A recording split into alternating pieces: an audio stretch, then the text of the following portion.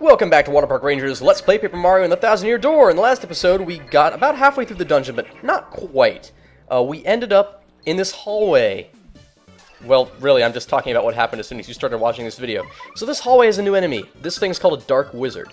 And they're annoying. They have all kinds of abilities. They have pretty high offense, high defense, which means you're going to bust out some stronger moves to be able to lay hits on them. You're probably not going to see much of what it's capable of because I just intend to kill this one right off the bat. But you'll definitely see more of what Dark Wizards can do later on. Rest assured, they're perhaps the most obnoxious single enemy we've encountered to this point besides the Amazy Daisy. That's saying quite a lot. You don't want to let these guys live. They just get stronger and stronger and more troublesome the more they're around. They're all about stat raising, confusing you, faking you out, and damaging you more than is healthy, trust me. As a testament to how powerful they are, I don't think you ever encounter more than 3 at a time in this dungeon. Could be wrong about that, but that's what I remember. Okay, a power punch, that could be useful. The deal with these hallways is there's going to be like a single enemy in each one, roughly. Maybe not always.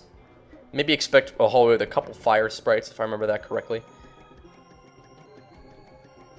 Oh, is there even an enemy in this hallway? Or is it completely empty? Yeah, this one's completely empty. You just need to trust me that later on these hallways will make more sense, but right now they just contain minimal amounts of enemies. Here's the fire sprite.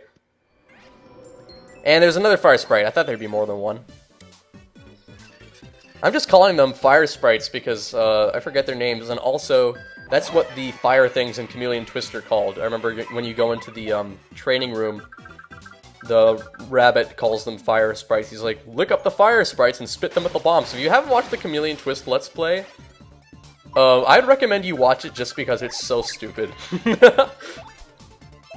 I like that game more than I really should. It's not even a good game. Like, I'm aware of, like, the fact that Chameleon Twist isn't that good, but whatever, man.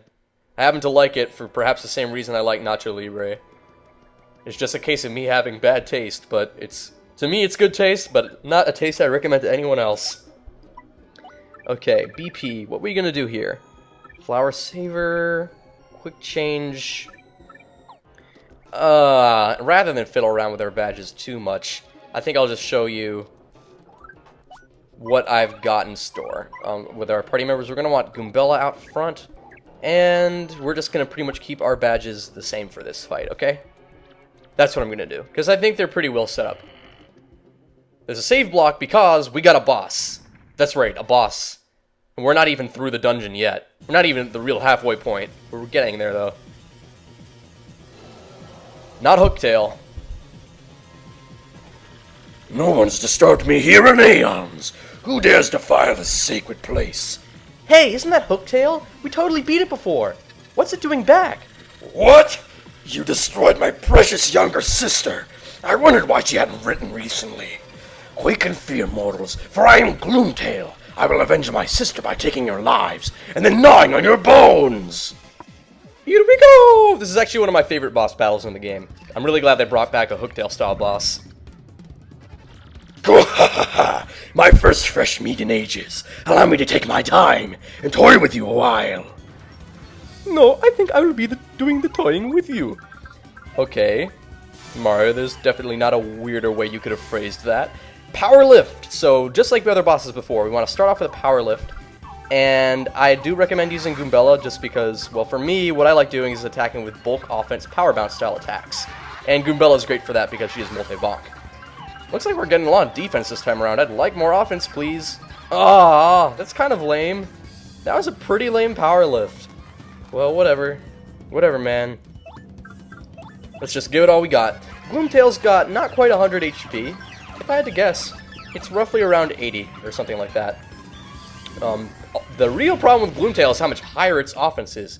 See, it's doing 9 damage. The only reason it did 7 to both of us was because we had the defense power lift on us.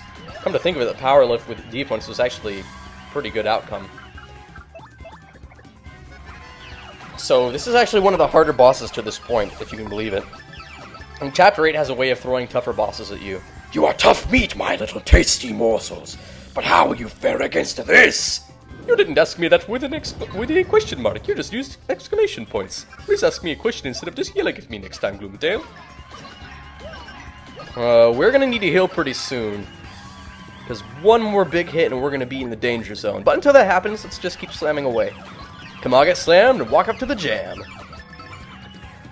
Gah, you are not the easy prey you appear to be.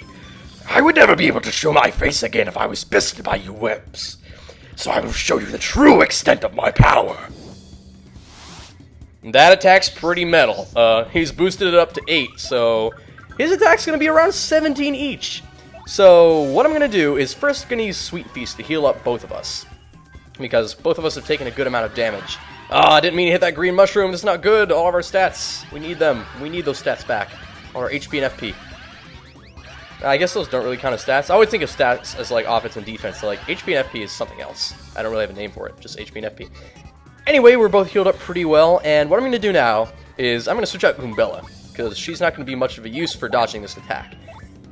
And let's do Veil. Really badass people would be able to super guard this. But I don't think I would want to waste it. He's got this Megabreath move. That was just so much damage. Like, that would have killed us both if we got hit by that. Even if we guarded. And he's doing it again. So we don't really have much of an option here except to wail on him and then dodge. So make sure you get Vivian's Veil right, okay? Otherwise, you're going to suffer big time. If you can't do Vivian's Veil for whatever reason, just make sure you have some life shrooms, because this battle's going to be hell on you. Unless you happen to have a lot more HP. Which honestly might be normally how I play, using more HP. I kind of like how it's called Mega Breath. Kind of reminds me of the band Megadeth. And that's probably why I subconsciously said that move is really metal. Oh, this is a really diverse crowd that I'm looking at. We got so many people in there. Daisies, Piranha Plants, Hammer Bros, Koopas, Exnauts. That's kind of cool. And Boos, evidently, and Giant Bombs. I really like crowds with a ton of different people in this game. They all seem to be enemies, though, so it seems like they're mostly just going to be throwing bad stuff at us. Yeah, now that I think about it, it seems like you can usually count on certain kinds of audience members to throw stuff at you. It's like the Paper Mario equivalent of racial profiling. Alright, we got 1 up in offense and 2 up in defense. But let's Veil anyway, because we're just going to die if we stand around here. Oh, great. It's going to be us. If we get a star... Oh, I would have loved to have full star power. Because we were kind of running low on it. We can't do any moves. Oh, geez, we're missing the Boos both times. The Boos would have been perfect because it'd make us invincible against Gloomtail's offense for Mario, and Mario could just beat the crap out of him without having to Veil. Oh well. This battle probably won't go on for too much longer anyway. And it looks like for once, Gloomtail's not charging up Mega Breath. He was just spamming Mega Breath for a while there. How can this be? 6? Oh, I think he's getting weaker. Nah, it looks like his bite just does less than his breath. His breath is some really nasty stuff. It seems like his chomp is really the weakest move. But the chomp's also pretty hard to dodge. Anyway, we already won, so it's fine. No, is it true? Can I expire? Yes. Your expiration date is now. Oh, nice. A little bit of star power for us. It's kind of weird how they say expire instead of die. Like, I'm sure that said at some point in Nintendo. Like, Nintendo's definitely said die before. Have they? Or haven't they, now that I think about it? They have all kinds of, like, other lingo to try to get around saying the D word. Okay, what have we got in here? Star key. That will be important later. Actually, it looks rather like a crystal star upon closer investigation. And also over here, we have a secret that I found not on my first playthrough. Someone else told me this. You just use Bobbery on this far wall. And you have a hidden passageway. A hidden room in the final dungeon. That's a very Ganon's Tower thing to do. Anyway, you have 2 treasures here as far as I can tell. There might be more, but if there are, I don't know where they are. And this is also why we wanted to have a pretty open inventory, because we have, yet again, another Jam and Jelly and another Ultra Shroom. Don't know if we're even going to have to use them in this dungeon, but they're great to have, so we got them. Bobbery just fell off the map. I just noticed Bobbery fall off the map. Like, rewind and watch Bobbery fall off the map. And then just jump back because he doesn't give a shit. Like, Bobbery is crazy. You're off the edge of the map, mate. Here there be monsters. I know I've definitely referenced that in my Wind Waker Let's Play. There's no way I couldn't. Oh yeah, I was randomly tempted to play some of Wind Waker again. I had my 3-heart file, because I beat that game with 3 hearts. It wasn't really hard. And I finally did, like, what I never thought I would do. Beat the Savage Labyrinth with 3 hearts. It's been done by other people. I'm not, like, the only person to do this. It's hard, but it's not, like, that hard. It's pretty hard, though. Like, I'm not gonna lie, I probably wouldn't do it again, but regardless, the bottom line is, I just have to say, the hookshot's actually really effective for fighting Darknuts at close range. I really shouldn't be talking about Wind Waker, considering we're playing Thousand Year Door, and we actually don't have that many episodes left at this point, if you can believe it. We're coming down to the last leg of the LP here, considering we're finally behind the Thousand Year Door, making some real headway in this dungeon. So we got the star key. Now what we're going to need the star key for will become evident in time, not during this episode, but the deal is you want to get it before you do this. This is something we could have done last episode, but I wanted to defeat Gloomtail and get the star key first, because it just helps to do things in this order. So you got these chain chomp looking things, but you can blow them up using Bobbery, or you can throw Bobbery inside their mouth, and it will also explode. Which is, initially that's the only way that I thought it could be done, but you can kind of throw Bobbery at them from any direction and they'll blow up. So you gotta hit the switch over here, and it makes this Jimmy Neutron statue collapse. And we got like a boat symbol, but that boat symbol is inaccessible because it's across the water. But never fear, because there's another chain chomp that we're going to go over and blow up and solve the puzzle, so it's fine. Speaking of solving puzzles, makes me think of Professor Layton.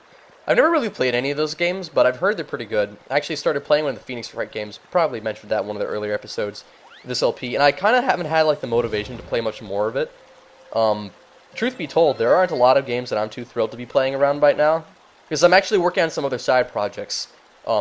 Maybe I'll just talk about them in time on this channel, or perhaps not. Only time will tell.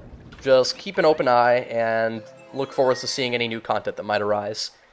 I know I've definitely made reference to what some of my future LPs might be, but we're going to talk about those later. Right now, we are in the middle of solving this boating puzzle.